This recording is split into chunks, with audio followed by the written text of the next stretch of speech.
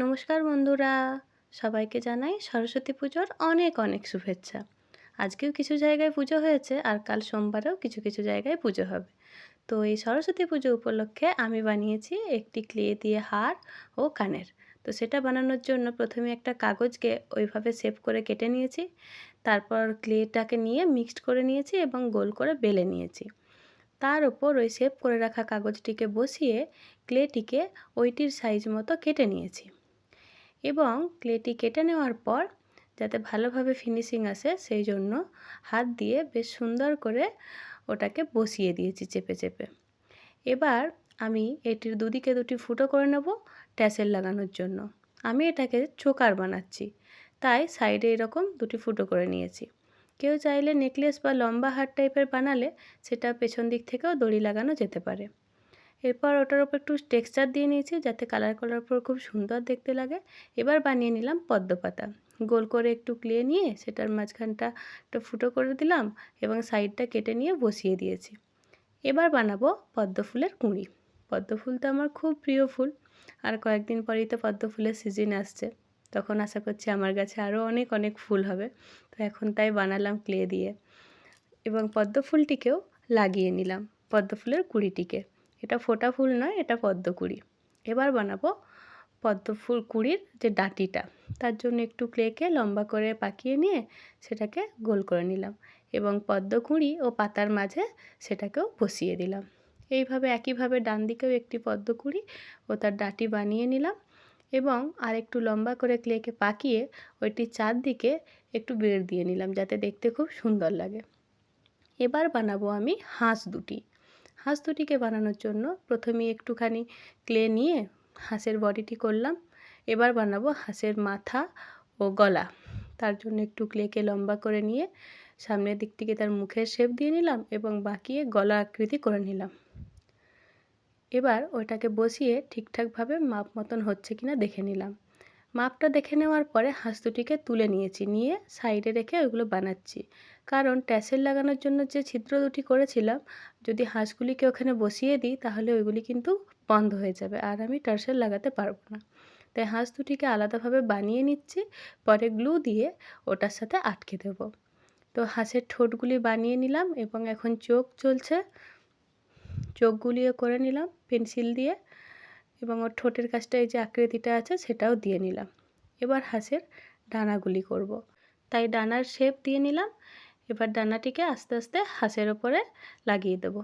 একইভাবে আরেকটি হাঁসেরও ডানা আমি বানিয়ে নেব এবং সেটিকেও সেট করে দেব। হাঁস বানানো আমার কমপ্লিট হয়ে গেছে।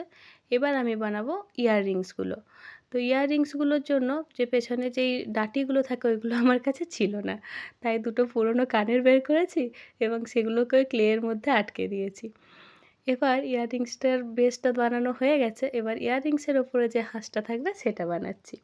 এটা তো খুবই সহজ, একটুখানি মোল্ডিং নিয়ে হাঁসের পেছনের দিকটা যেই রকম হয় সেই আকৃতিটা প্রথমে দিয়ে নিলাম, তারপর গলা, মুখ আর ঠোঁট খুব সহজে বানিয়ে নিলাম। ও এবার এটিকে ওই বেসের ওপরে আমি হাঁসটিকে সুন্দরভাবে গ্লু দিয়ে আটকে নিলাম। আমাদের ইয়াররিংস কমপ্লিট। সবাই জানাবেন তো ইয়াররিংসটা কেমন হয়েছে। আরেকটি ইয়াররিংসও বানিয়ে নিলাম। দুটো ইয়াররিংসই আমাদের কমপ্লিট হয়ে গেছে। যাই হোক, আমাদের জুয়েলারি বানানোর কাজ অনেকটাই শেষ। এবার এগুলি শুকনোও হয়ে গেছে। যখন কোনো জিনিস আমরা আলাদাভাবে বানাবো তো সবসময় চেষ্টা করব প্লাস্টিকের ওপর রেখে বানানোর। কারণ এই ক্লের সাথেও অনেকটা আঠা থাকে, সেটা অন্য কিছুর ওপরে চিটে যেতে পারে। তাই প্লাস্টিকের ওপর বানালে সেগুলো তোলা খুব সহজ। প্রথমেই সেগুলিতে সাদা রং করে নিয়েছিলাম। সাদা রং করার ফলে আমি অন্য যে কালারগুলি করব বা অন্য যে রঙগুলি করব সেগুলো খুব সুন্দরভাবে ফুটে ওঠে। প্রথমেই করে নিলাম সবুজ কালার বেসটির ওপরে এবং পদ্ম পাতা পদ্ম ডাঁটিতে রং করে নিলাম। হাঁসগুলির ওপর আরেক কোট সাদা রং দিয়ে তার ডানাগুলিতে একটু গোল্ডেন ইয়েলো টাইপের কালার দিলাম এবং ঠোঁটগুলি কালার করে নিলাম। এবার একই সাথে ইয়াররিংসের বেসটিও আমি লাল কালার করে দিলাম। চোখ ও ঠোঁট কমপ্লিট হাঁসের। এরপর আমি পদ্ম ফুলগুলিতে কালার করব। পদ্ম ফুলগুলিতে লাল এবং গোলাপি এবং তার সাথে একটু সাদা দিয়ে আমি একটু অরিজিনাল কালারটা নিয়ে আসার চেষ্টা করেছি। সবাই জানাবেন পদ্ম ফুলের কালারটা ঠিকঠাক হয়েছে কিনা। যদিও পদ্ম ফুল বিভিন্ন রকম কালারের হয়ে থাকে, যাই হোক, এবার ইয়াররিংসগুলিতে যে হাঁসগুলি ছিল সেগুলিও আমি কালার করে নিলাম এবং সাইডগুলোতে একটু ডিজাইন। এবার আমি ট্যাসেলগুলি বানিয়ে নেব। তো তার জন্য প্রথমে একটি লম্বা সুতো নিয়েছি এবং সেটাকে পাক দিয়ে নিয়েছি। তারপর সেটা অনেকটাই ছোট হয়ে গেছে এবং মোটা হয়ে গেছে। এরপর ওই বেসটিতে যে ছিদ্র করে রেখেছিলাম ট্যাসেল লাগানোর জন্য সেটাতে গলিয়ে নিলাম। আরও ছোট ছোট দুটি দড়ি বানিয়েছি, যাতে কয়েকটি কড়ি ওই উলের বলগুলি আমি লাগিয়ে নিলাম।